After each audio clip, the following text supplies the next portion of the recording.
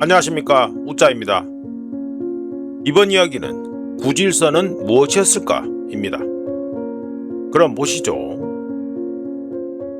최근 몇 년간 신세계 질서에 대한 이야기가 거의 모든 주제를 압도하고 있습니다.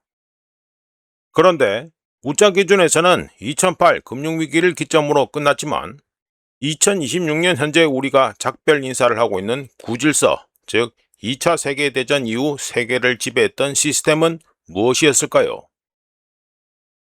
역사학자들은 구질서가 임박한 세상의 종말, 영웅의 개념, 괴물, 순교, 그리고 최후의 부활이라는 5가지 신화 위에 세워졌다고 말합니다.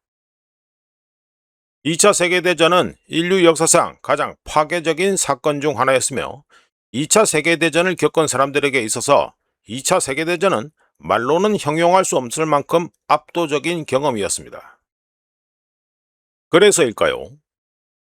2차 세계대전을 겪은 사람들은 자신들이 이해할 수 없는 일을 이해하기 위해 종교적이거나 신화적인 이미지를 사용했으며 그런 이미지와 생각은 이후 깊이 뿌리내려 전후 질서의 토대를 형성했습니다.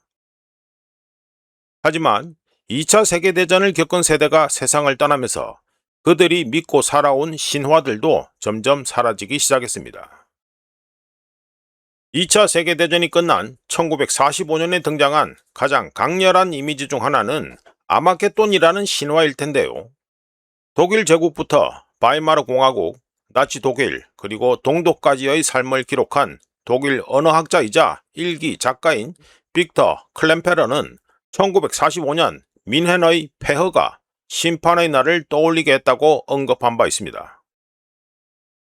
바르샤바, 마닐라, 히로시마를 본 목격자들 역시 자신들이 목격한 참혹한 광경을 표현할 다른 방법을 찾지 못해 비슷한 종말론적 표현을 사용했으며 심지어 역사학자들도 종종 같은 비유를 사용했는데, 예를 들어 영국을 대표하는 언론인이자 군사 역사학자인 맥스 헤이스팅스의 전쟁 종말에 관한 베스트셀러 역사서의 제목이 아마겟돈이었습니다. 이처럼 2차 세계대전 세대에게 아마겟돈이라는 신화는 우리는 절대로 세계대전으로 빠져들어가서는 안 된다라는 중요한 경고를 담고 있었습니다. 즉, 임박한 세상의 종말, 영웅의 개념, 괴물, 순교, 최후의 부활이라는 5가지 신화는 전후 세계를 지탱하는 거대한 서사를 형성했는데, 그런 신화를 만들어낸 세대가 세상을 떠나고 있으며 그들이 떠남과 함께 우리는 국제 질서를 지탱해온 끈도 함께 잃어가고 있습니다. 한편 지난 20여 년 동안 2차 세계대전이 창조한 신화와 원형들은 전 세계적 인식에서 영향력을 잃어가고 있었습니다. 가장 대표적인 영웅이라는 원형을 예로 들어보지요. 요즘 대부분의 사람들은 소련의 전쟁 영웅을 진짜라고 믿지 않으며 영국의 전쟁 영웅 이미지는 식민주의라는 과거 또는 업보로 인해 훼손되었습니다. 심지어 구질서를 대표하는 미국 역시 끊임없는 비판의 대상이 되고 있는데요. 유럽인들이 한때 미국의 위대한 세대에 가졌던 존경심도 최근 미국의 행동, 특히 그린란드 같은 유럽 영토를 침공하겠다는 위협 때문에 줄어들었습니다. 간단하게 말해 영웅은 죽었습니다. 영웅이 존재하기는 했던 것일까? 라는 의문과 함께 말이죠. 전쟁 순교자들 역시 마찬가지입니다. 지난 수십 년 동안 유대인은 보편적인 순교자였지만 2026년 현재는 중동 문제를 비판하는 사람들에 의해 보편적인 순교자라는 상징마저 흔들리고 있습니다. 이스라엘에 대한 비판은 이제 유대인에 대한 증오로 변질되는 경우가 빈번하며 이는 전 세계 유대인 공동체에 파괴적인 결과를 초래하고 있습니다.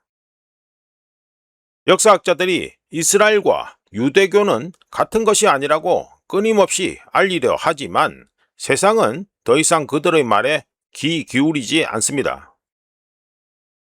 관련해서 우짜는 트럼프와 그레이트 이스라엘 그리고 중동에서 테오도르 헤르츠를 언급한 바 있습니다. 마지막으로 전 세계적으로 순교자라는 이미지가 왜곡되는 동시에 괴물 이미지 또한 재평가되고 있습니다. 나치와 그들의 상징은 예전처럼 배척받지 않고 있으며 극우 이데올로기는 지난 20년간 전 세계적으로 세력을 확장해 왔습니다. 기존 패권국이 가만히 앉아서 패권을 내주는 경우는 없기 때문에 다음 세계대전을 예상하면서 지금까지 구질서는 무엇이었을까 였습니다. 구독, 좋아요, 그리고 회원가입 감사합니다. 다른 이야기로 또 찾아뵙겠습니다.